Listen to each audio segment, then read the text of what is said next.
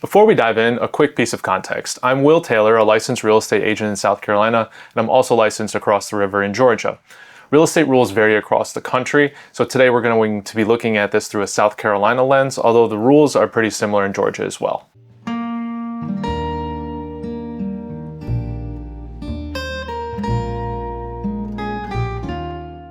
In South Carolina, an agent legally views you as either a customer or a client. This isn't just industry slang, it's a massive legal distinction. If you are a customer, our legal duties to you are strictly limited. By South Carolina law, an agent only owes you a few basic things: presenting all offers in a timely manner, accounting for money or property received, being fair and honest, providing accurate information, disclosing material adverse facts about the property, providing limited confidentiality. And there may or may not be fees for customer level services. But here's what a customer does not get: our loyalty, our strategy, and our advice. To get those, you have to become a client by signing an agency agreement. As a client, the agent is legally bound to put the client's interest in front of their own, using their full loyalty, obedience, and expert skill to negotiate the best possible deal for you. And typically, these services come with a fee. Think of it this way: a customer is typically just starting their home search or interviewing listing agents. A client has officially hired their representation. That's why an agent is looking for you to sign a contract. It spells out the duties and the payments that each party is responsible for. Once you become a client, there are three main ways that agency is practiced here in the Lowcountry: single, dual, and designated agency. Single agency. This is the cleanest dynamic. The agent represents solely you and your interests, whether you're buying or selling. Dual agency.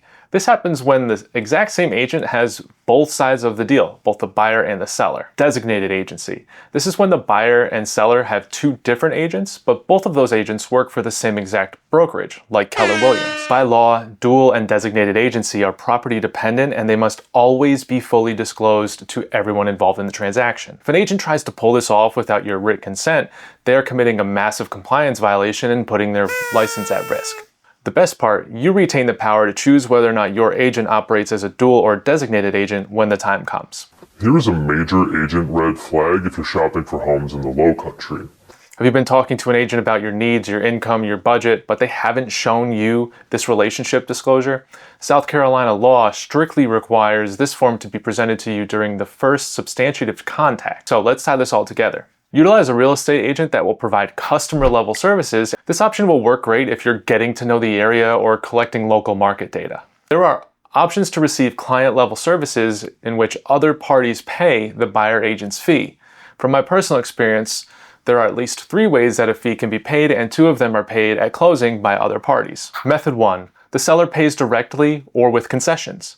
This is straightforward. It's an addendum stating that the seller will pay the agent's compensation for you. Method 2, the listing broker pays it. This is becoming a lot less popular. The seller may have already agreed with their listing brokerage to share a portion of the commission with a buyer agent's brokerage. Method 3, you pay directly.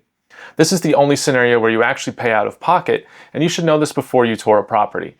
If the seller or listing brokerage does not agree to pay the buyer agent's fee, then you're responsible for the payment at closing. In 5 years of business, every single one of my buyers has had their fee paid by the seller or the listing brokerage. Nice. So why can't you remain a customer, not sign an agreement, and just ask an agent for help when you're putting in an offer or negotiating the transaction? Agents claim to know everything, and it shouldn't cost them anything to help you. Well, here's the hard truth. By South Carolina law, that agent legally cannot help you. This goes back to the services provided to customers and clients. If you choose to remain a customer, an agent is strictly forbidden from giving you advice, opinions, or negotiation strategies. If they do, they are crossing the line and putting their license at risk. If you want an agent's loyalty, strategy, or advice on your side, you have to formally hire them.